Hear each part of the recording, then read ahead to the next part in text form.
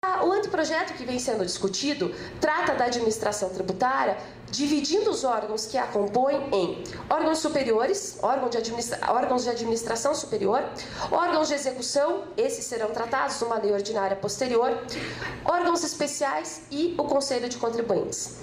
Nós entendemos o Conselho de Contribuintes, dada a natureza específica e especial mesmo, que detém, é um órgão paritário, efetivamente composto por integrantes que não, por cidadãos que não integram a administração tributária, ele viria ao lado desses demais órgãos. Então, quais seriam esses órgãos de administração superior? Auditor-geral da administração tributária.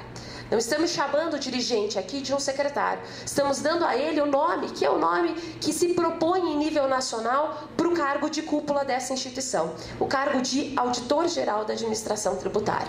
Em relação ao auditor-geral da administração tributária, o que vem se demandando em nível nacional é que esse auditor-geral seja um integrante da própria carreira da auditoria, seja um integrante da carreira que integra a administração tributária. E a sugestão é que ele seja eleito mediante uma lista tríplice formada pela própria categoria e escolhido dessa lista tríplice pelo governador do estado. E ainda mais, que ele seja escolhido pelo governador do estado para exercer um mandato de 2 ou 4 anos, dependendo da discussão, dependendo do grupo em que se encontra. Essa configuração é uma configuração em relação à administração tributária nacional inovadora. Efetivamente, nós não temos ainda nenhuma experiência nesses outros estados que eu lhes falava de uma administração tributária gerida por alguém que ocupa um cargo em comissão com mandato. Essa será uma experiência inovadora. Porém, essa é a experiência consolidada nas demais instituições já reconhecidas em nosso país. Haja vista o Ministério Público, por exemplo. Então, novamente, não estamos tratando de criar algo absolutamente inovador no Brasil. Só estamos trazendo uma experiência extremamente bem-sucedida de outra instituição de controle, que é o Ministério Público, para a estruturação da administração tributária. O segundo órgão superior que nós imaginamos ser necessário que integre essa administração tributária é o Conselho Superior da Administração Tributária. A ideia, efetivamente, é, aperfeiçoando as experiências que já existem em vários estados da federação, inclusive aqui em Minas, que algumas das decisões mais relevantes da administração tributária sejam repartidas num órgão colegiado. E esse órgão colegiado, de acordo com o que vem se imaginando no modelo nacional, seria o Conselho Superior da Administração Tributária, formado democraticamente pelo auditor-geral e pelo corregedor-geral, que seriam seus membros natos, por membros indicados pelo próprio auditor-geral, por membros indicados pelo Colégio de Auditores, que é outro órgão do qual vou lhes falar em seguida, e por membros indicados também pelas entidades representativas das classes dos integrantes da administração tributária. Vejam que a ideia é ter uma composição plural para que essa administração tributária venha nos aspectos e nos assuntos que sejam da sua maior relevância, para que essas decisões sejam tomadas num ambiente de coletividade mesmo. Uma coletividade especializada, certamente, uma coletividade qualificada, inclusive do ponto de vista político, mas sejam tomados de forma coletiva. E o último órgão dessa administração superior, na verdade é o segundo, eu pulei aqui, o segundo órgão dessa administração superior seria, então, o Colégio de Auditores. Os senhores conhecem a Lei Orgânica do Ministério Público, e lá na Lei Orgânica do Ministério Público fala do Colégio de Procuradores. É efetivamente um outro órgão colegiado, até superior, digamos assim, em relação ao Conselho Superior, porque ele vai ter atividades macro mesmo em relação à administração tributária. A principal atividade do Colégio de Auditores seria efetivamente a eleição para a formação da lista tríplice, da qual decorrerá a escolha do auditor-geral. E algumas outras competências, notadamente no que se refere a propostas de alteração dentro da própria administração tributária, seriam imputadas a esses órgãos. Então vejam os senhores, a ideia é termos um órgão autônomo formado por uma cúpula por órgãos superiores, que seria auditor-geral, Conselho Superior, Colégio de Auditores, esses 3 órgãos, então, exercendo essas atividades de gerenciamento máximo dentro da instituição. Os órgãos de execução, esses, nós nesse momento não trataremos, né? A ideia é que a lei complementar trate daquilo que é estrutura essencial e os órgãos de execução efetivamente sejam tratados numa lei ordinária posterior. Tratamos sim dos órgãos especiais, com especial atenção.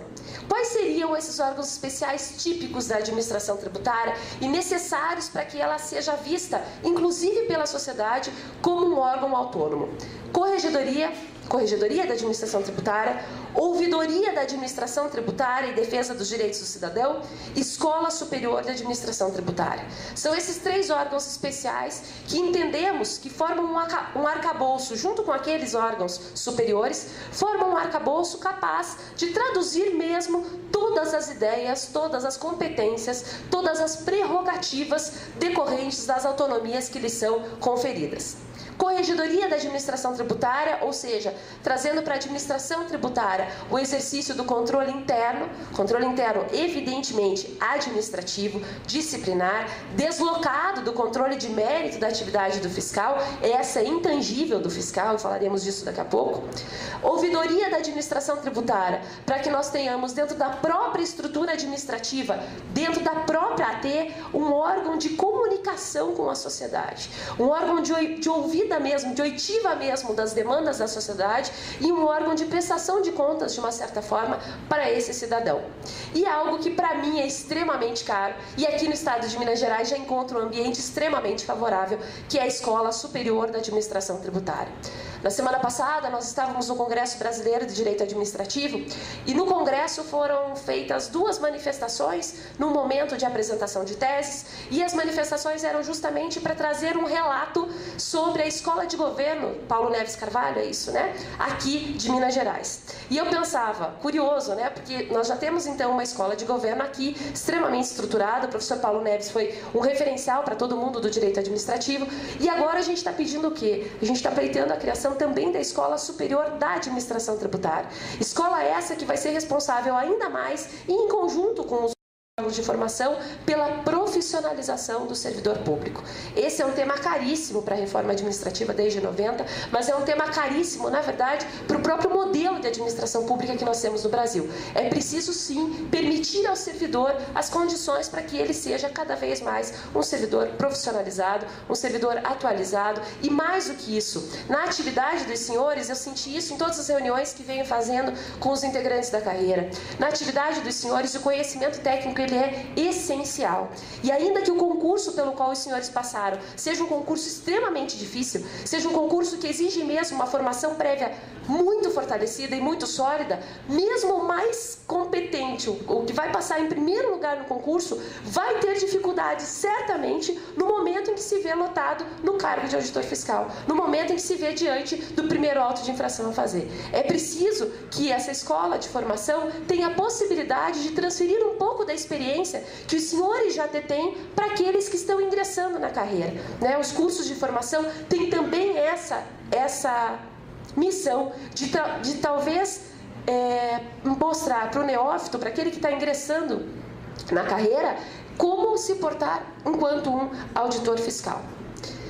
Muito bem. E, por último, o Conselho de Contribuintes, né? Como um órgão, então, não um órgão especial, mas um órgão deslocado dentro da administração tributária, um órgão formado paritariamente, de acordo com as leis específicas que regem o Conselho, um órgão valorizado dentro da lei orgânica, porque é fundamental também para atender até a tratativa que é dada a essa matéria em nível nacional. E do Conselho de Contribuintes, a ideia é que a lei orgânica faça a ele as suas menções, a referência de que ele integra também a administração tributária, mas que ele, por sua especificidade, seja tratado pela legislação específica, que é uma legislação que conversa não só com o Código Tributário Nacional, mas também com o Código de Defesa dos Contribuintes e tantas outras legislações. Então essa foi a estrutura básica que nós imaginamos ser necessária para que essa administração tributária venha desempenhar com eficiência e qualidade as funções que lhes são atribuídas.